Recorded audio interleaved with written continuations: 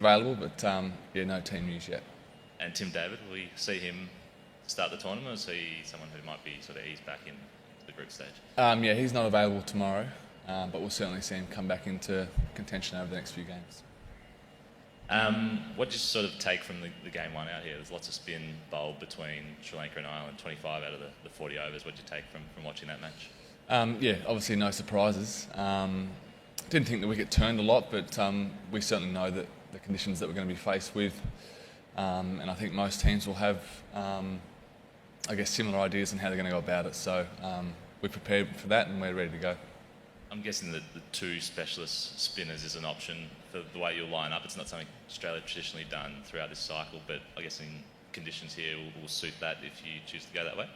Yeah, absolutely. I think, as you said, it's not something that in the conditions that we face traditionally happens, but we've played with two spin over the last probably 12 months a few times, and we've seen that Matt Kerneman certainly belongs at this level. So, yeah, if we go that way, it'll certainly be no surprise to us and something that we've been accustomed to over the last 12 months.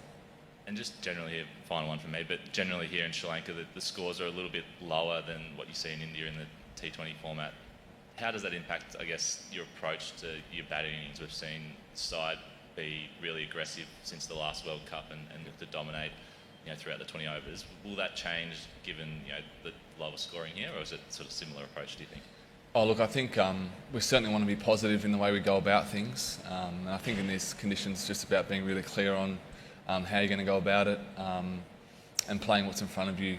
The word adaptability has been thrown around in our team meetings so far, and just adapt to whatever situation's put in front of us and get the job done.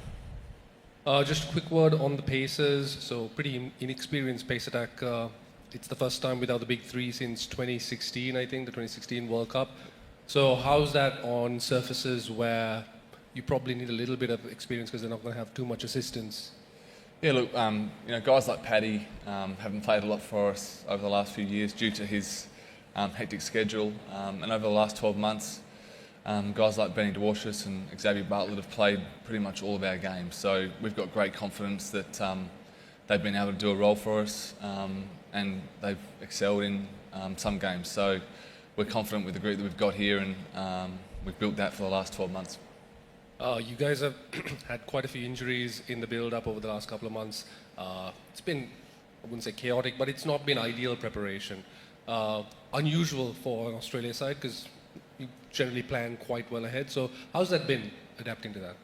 I'll probably go back to the last point, is that we've sort of built out a squad of maybe 18 to 20 people that have played over the last 12 months, and we've got game time to all of them.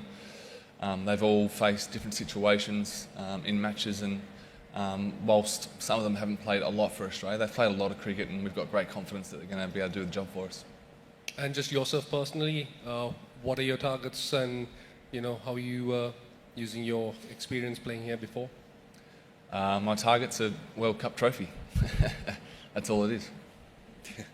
So, Mish, you had in the lead up to the World Cup in the past year, you had a run rate of your batting unit was scoring at a run rate of nearly 10, which was among the highest. But in these wickets in Sri Lanka, you might slightly have to readjust your game. So how was the batting group gotta make do with that? And because you guys have power from all the way from the top to bottom.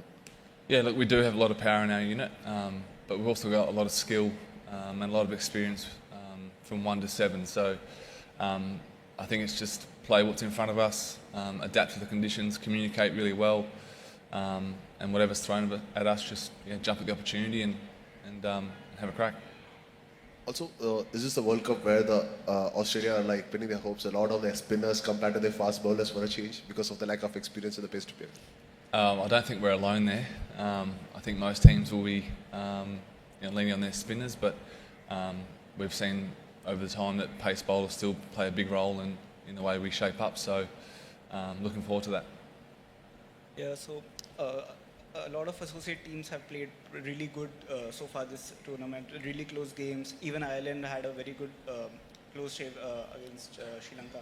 So how are you seeing these the non full member sides coming about at this tournament, and do you see like because you are playing last in the tournament? So have you seen a pattern coming up in this tournament, and do you think you probably have to change some tactics around that? There's been some great games to start the World Cup, and that's what you want. It's been awesome to watch so far. We treat every team the same. We prepare the same way. We do our homework, and then it's about going out there and executing on the day. So no matter who we're playing, we'll have that mentality. Mitch, how have you found starting the tournament last of the 20 teams? You found that beneficial to watch a few games in the lead up to your first one? Probably some of the teams we haven't played much against, but we've sort of just been focusing on our own preparation. It's been nice to have a longer lead in, certain guys not in Pakistan and getting the group together for a week. So, now it's here. We're on the eve of the World Cup for us, and we're looking forward to it. Just one more for me. Obviously, the Pakistan tour was not ideal in its result.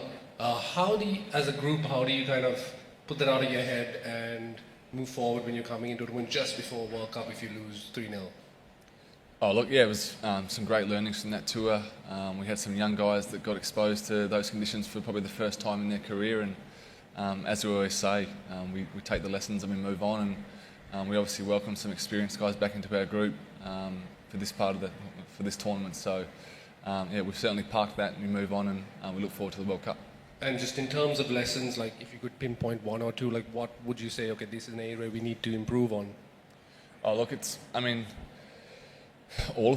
We were outplayed by Pakistan, and we've left it there and we're ready to move on. All good. Thanks, everyone. Thank you. Thank you.